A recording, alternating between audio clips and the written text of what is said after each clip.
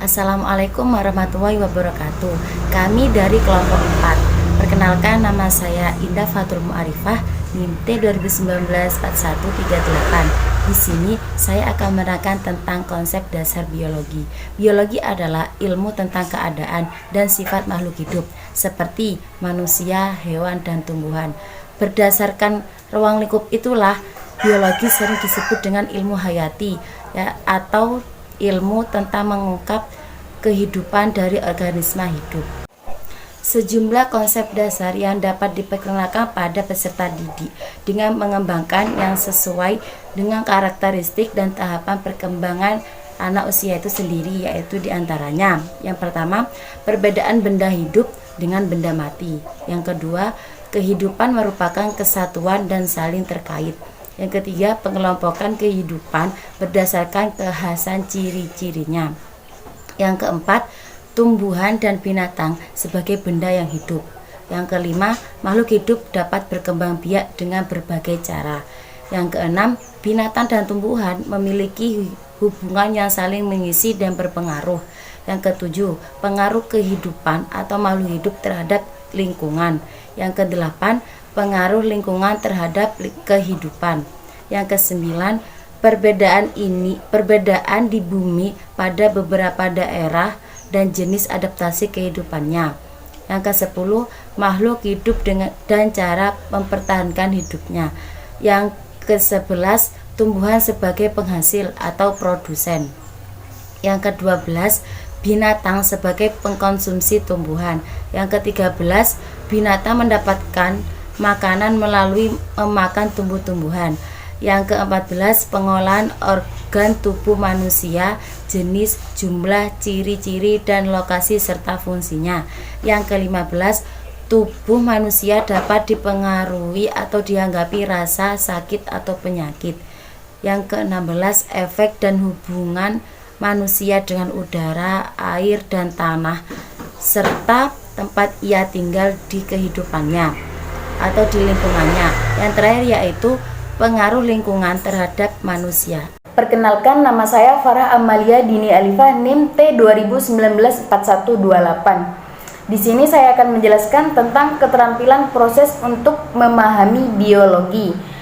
Sejalan dengan konsep dasar yang dapat dikenalkan, maka sejumlah keterampilan proses yang sebaiknya dikuasai anak terkait dengan penguasaan sains biologi. Di antaranya sebagai berikut. Yang pertama, keterampilan mengamati, yaitu meliputi: 1. Mengamati karakteristik makhluk tidak hidup; yang kedua, mengamati karakteristik makhluk hidup; yang ketiga, memahami karakteristik dari tumbuhan; yang keempat, mengamati kekuatan dari suatu perasaan dari makhluk hidup maupun mati, seperti sakit, luka, haus, kering, dan lain-lain.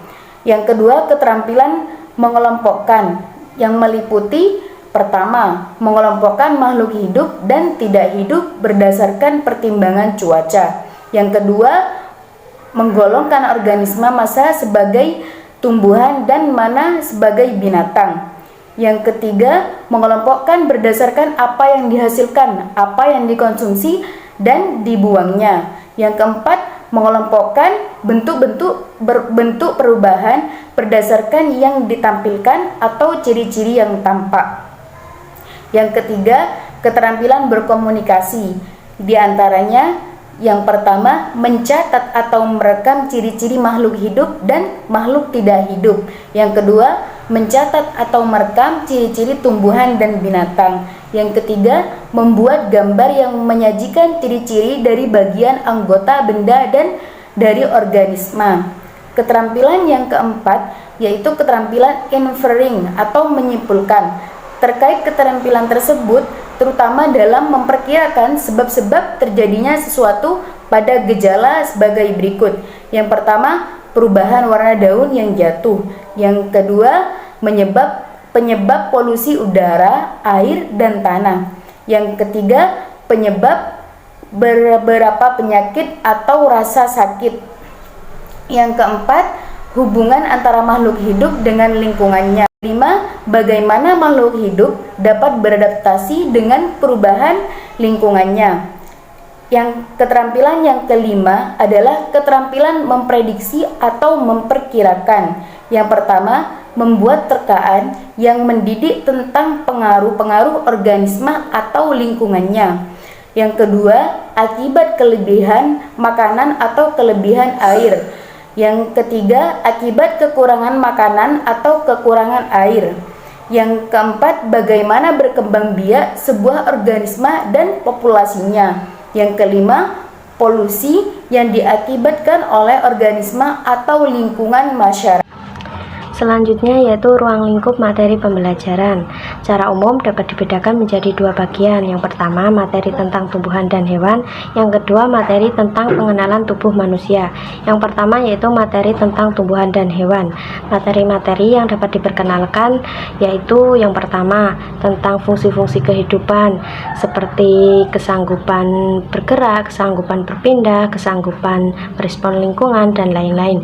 Yang kedua, tentang cabang keilmuan biologi seperti zoologi, tentang binatang, botani, tentang tumbuhan, anatomi, tentang struktur dari kehidupan, dan lain-lain.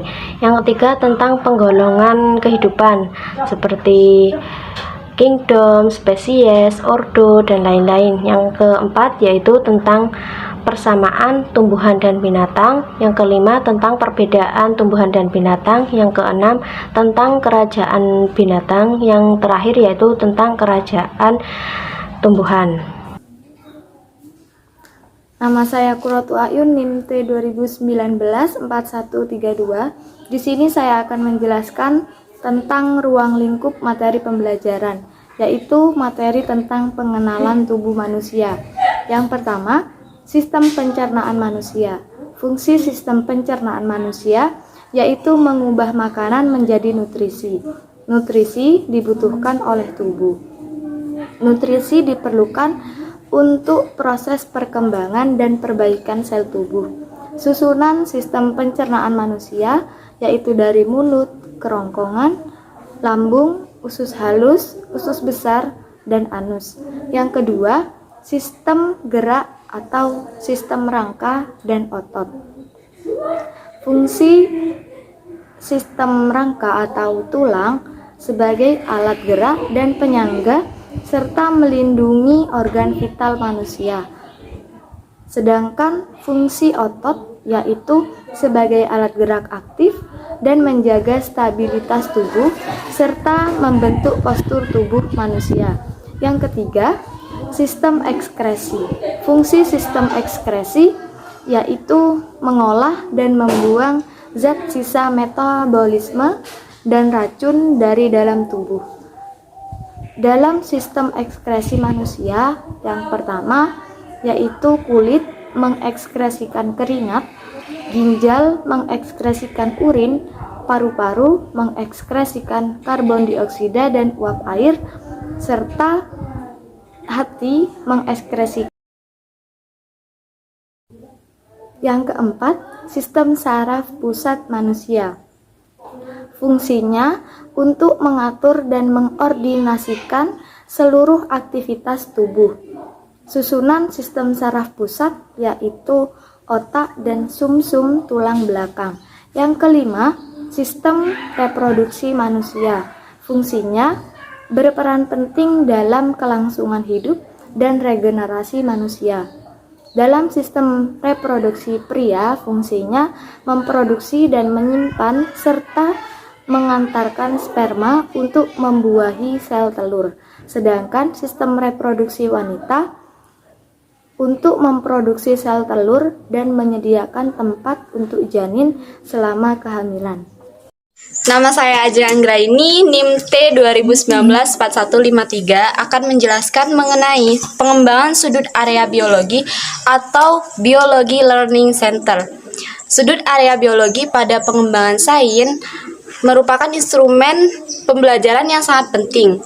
Sudut area biologi dapat dikemas secara fleksibel mulai dari topik utama atau tema, material yang disertakan serta cara menata dan menampilkannya. Dengan demikian, sebuah sudut area biologi akan selalu aktual sifatnya, dan hal demikian akan dapat menjaga motivasi serta gairah belajar anak. Sebagai contohnya adalah sebagai berikut. Tema Aku Manusia. Tujuannya adalah memberikan kesempatan pada anak untuk melengkapi bagian tubuh manusia yang belum lengkap atau hilang. Anak mendapatkan kesempatan untuk mengidentifikasi fungsi dan karakteristik dari setiap bagian anggota tubuh. Setelah membaca, menyimak tulisan terkait dengan bagian anggota tubuh, anak-anak menjelaskan dan menguraikan kembali apa yang diketahuinya itu. Melalui daftar tentang anggota tubuh, anak-anak dapat mencocokkan secara tepat antar bagian yang dihubungkan. Dan juga anak-anak dapat mengobservasi dan mencatatnya reaksi dari anggota tubuh secara sederhana ketika makan, ketika kaget, dan ketika akan merespon sesuatu. Proses sains yang ditekankan yaitu kemampuan mengamati, menggolong-golongkan, dan kemampuan melakukan pengukuran. Material yang diperlukan yaitu kertas tempel dinding atau carta, dan juga kartu kata terkait biologi. Berbagi puzzle terkait biologi, buku dan film tentang tubuh manusia, dan juga gunting, alat-alat pemotong, kertas lipat berwarna, majalah untuk digunting, tumpukan gambar terkait biologi dan manusia, berbagai jenis pakaian, senter, stopware atau jam tangan, hektar, dan juga alat-alat tulis atau gambar, kertas gulung, tanah liat, dan sebagainya. Di samping itu, berbagai lembar kerja dan kegiatan anak-anak dapat ditempatkan di sana, sehingga secara teknis akan membantu. Misalnya, melalui tebakan tentang nama yang hilang, kegiatan mencocokkan, kertas tugas, teka-teki, dan juga membuat buku aktivitas tubuh dan pengukuran. Dengan menggunakan tema-tema khusus, sudut sains akan lebih dinamis dan relatif lebih cepat berubah. Walaupun tentu perubahannya tetap harus memperhatikan minat anak dan program pembelajaran sains secara keseluruhan, terutama pada ruang lingkup biologi. Isi dari sudut sains biologi dapat pula berupa segala bahan dan alat yang tersebar di sekitar anak dan sekolah, misalkan tentang buah-buahan, sayuran, tanaman, dan sebagainya. Materi selanjutnya adalah pembuatan bulletin board atau majalah dinding. Kita dapat memperoleh banyak keuntungan dengan membuat bulletin board atau majalah dinding dalam pengenalan biologi pada anak. Karena kekurangan yang terjadi dalam pembelajaran sains yang biasa, maka dapat diperkaya oleh tampilan pesan dari bulletin board tersebut. Sama dengan majalah dinding, bidang pengembangan sains lainnya, tema dan isinya dapat disesuaikan dengan kebutuhan pembelajaran sains biologi sesuai dengan keperluan. Untuk memperluas pengalaman anak dapat diajak ke halaman sekolah dan mengamati berbagai tanaman. Kemudian mereka diminta untuk menunjukkan bagian-bagiannya. Bahkan lebih jauh, anak-anak dapat ditugaskan untuk menanam dan memelihara berbagai jenis tanaman yang menjadi tanggung jawabnya untuk dijaga, disirami, dan diamati pertumbuhannya dari hari ke hari. Hal tersebut akan makin meningkatkan pengalaman belajar sains anak yang sangat bermakna dan terpadu, karena di samping pengetahuan sains diperoleh, juga akan menambahkan kesabaran, ketekunan, dan ketelitian dalam diri anak. Selanjutnya dapat juga diperluas dengan menghubungkan pada bidang pengembangan lain pada diri anak, misalnya keterkaitan dengan bidang pengembangan seni melalui menggambar atau menempel dengan daun-daun kering. Dapat juga dihubungkan dengan kemampuan matematika, misalnya dengan mengambil sejumlah daun jatuh di halaman sekolah kemudian dibawa ke meja belajar anak.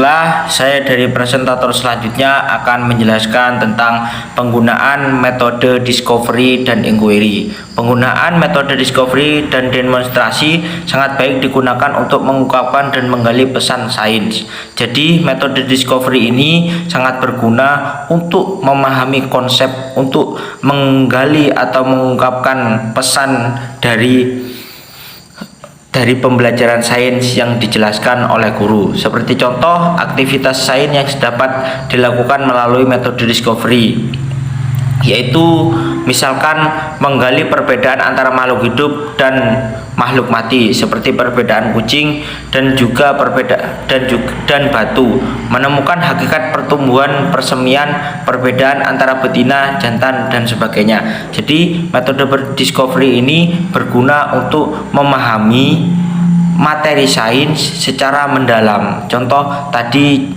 contohnya yaitu memahami perbedaan antara jantan dan betina, juga memahami antara mana makhluk hidup dan juga mana makhluk yang mati atau benda mati.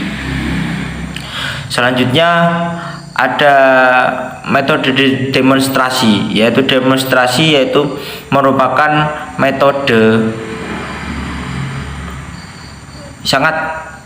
metode penting yang bisa diterapkan kepada peserta didik. Nah, karena metode ini juga penting. Nah, bagaimana cara seorang guru mengajarkan kepada muridnya untuk mendemonstrasikan suatu perkembangan makhluk hidup. Seperti contoh, murid diajarkan untuk mendemonstrasikan bagaimana perkembangbiakan makhluk hidup. Seperti contoh perkembangbiakan kucing. Nah, gimana kucing itu dari lahir keluar dari rahim ibunya sehingga kucing itu dewasa. Selanjutnya ada pengenalan sains biologi melalui permainan. Nah, di sini pengenalan sains biologi melalui permainan banyak contohnya lah. Seperti contoh, seorang guru bisa mengenalkan sains biologi melalui tarian, melalui gerak dan juga melalui lagu. Melalui gerak, guru bisa memberi contoh permainan, yaitu menirukan gerakan hewan seperti monyet, gerakan kucing, atau burung, suara-suara kucing. Nah, itu metode permainan biologi sains melalui gerak. Nah, ada lagi metode permainan sains biologi melalui lagu. Seperti contoh ada lagu kepala, pundak, lutut, kaki. Nah, dari lagu ini murid bisa memahami apa fungsi dari anggota tubuh yang dijelaskan pada lagu tersebut. Seperti kepala, apa fungsi dari kepala, habis itu lutut, apa fungsi dari lutut, dan itu habis itu kaki, apa fungsi dari kaki. Lah, dari situ selain murid bisa mempraktekkan gerak, murid juga bisa memahami makna-makna dari atau fungsi-fungsi dari anggota tubuh tersebut. Nah, mungkin cukup itu yang bisa saya jelaskan. Semoga bisa bermanfaat apa yang bisa saya jelaskan. Semua metode yang saya jelaskan, metode permainan atau metode discovery, bisa berjalan dengan lancar atau bisa diterapkan kepada murid secara baik ketika guru tersebut bisa sekreatif mungkin mengemas pembelajarannya dengan baik. Mungkin cukup sekian dari kelompok 4, kurang lebihnya mohon maaf. Nun wal qalami wa ma yasturun, bila fi sabilil haq fastabiqul khairat. Assalamualaikum warahmatullahi wabarakatuh.